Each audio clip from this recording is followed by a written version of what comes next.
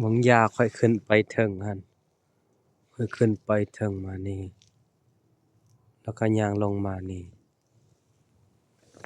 พาไปทางพุ่นอีกไปเบิ่งมื้อนี้ออกกำลังกาย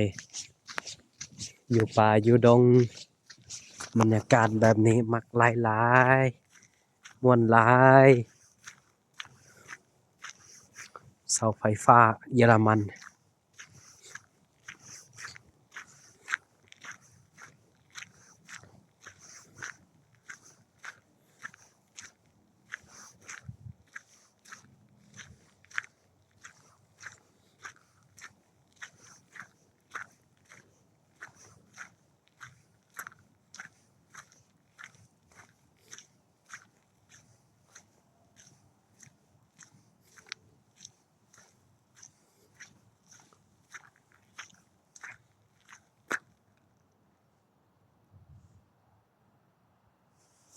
ม่วนๆสงบเสงี่ยม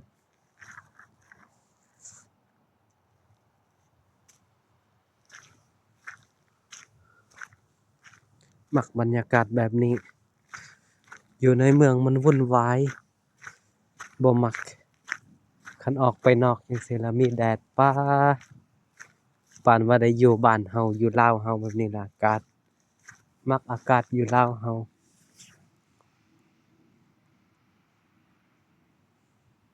ค่อยค่อยสิย่างไป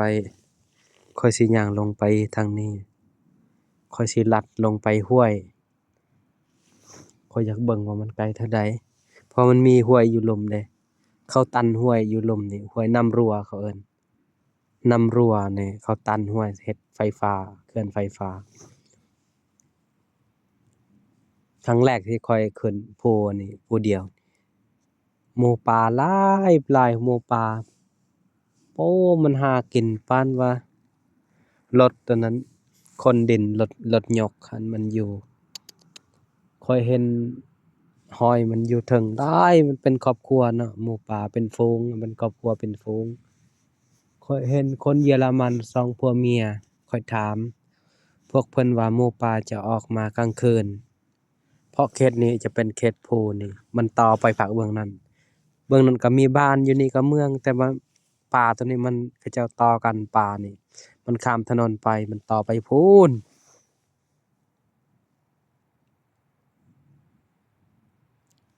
มันก็ม่วนอยู่เด้อพี่น้องเอ้ยบรรยากาศแบบนี้บ่อยากเมื่อลาวแหล้วคันอากาศดีแนวนี้อยู่นี่ก็ดีคันอากาศแนวนี้มักอยู่มีเวียกเฮ็ดเมื่อลาวก็ดีอยู่นี่ก็ดีแต่ว่าเมื่อลาวนั่นแหละดีที่สุดอืม